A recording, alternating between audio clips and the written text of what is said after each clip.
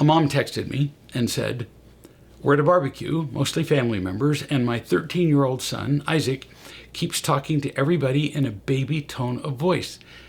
It's embarrassing. I've told him in the past not to talk like a baby.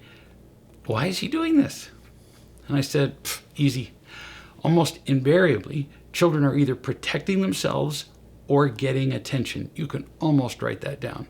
When they lack the real love they need, they seek attention, which is a form of approval, in order to feel worthwhile.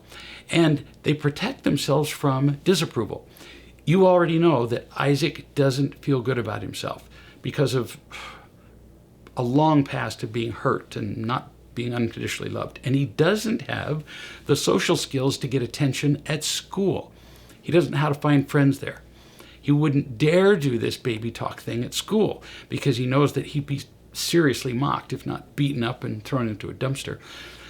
But he feels safer with family, so he's trying something different to see if he can get some attention. We'll settle for attention when we can't get love. What he gets is not unconditional love, like he gets from you now, at least recently, but in the short term, he'll settle for whatever he can get from these people.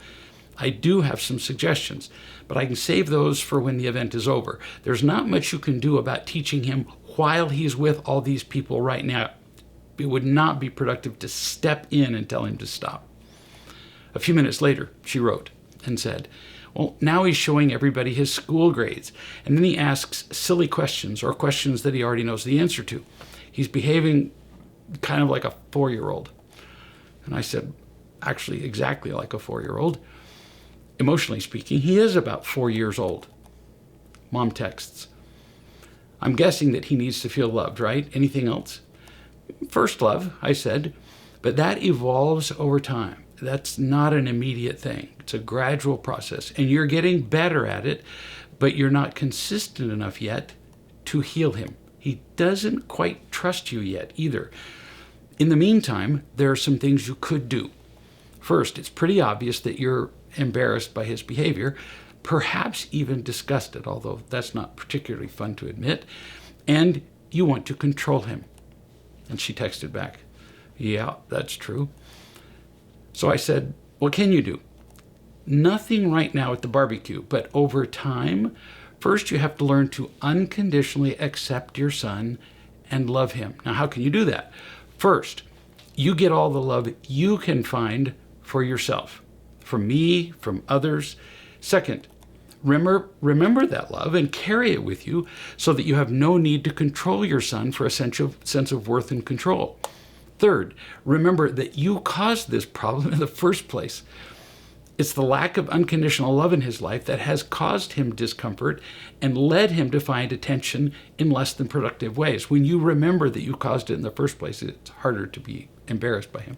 Fourth, remember that only your love will help him, not controlling him with embarrassment or pushing or anything else.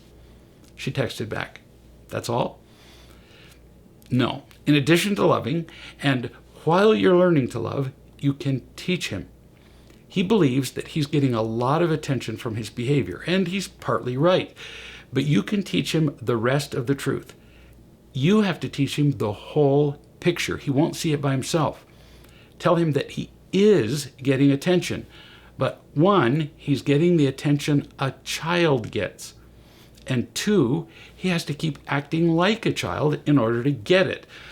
That might seem fun for a moment, but over time, first, people won't keep giving him the attention of a child. It's just not appropriate. And 2, he'll be stuck acting like a baby for life, kind of like playing the part of a clown. He'll feel smaller and smaller with less and less reward. Eventually, he'll be crippled as he acts like a child in an adult world, a world that is already falling around his shoulders, whether he likes it or not. We must teach our children how they can thrive in the world. We have to teach them the behaviors that will work, along with those that don't. We're here to save their lives, not to enable them or provide them entertainment or temporary comfort.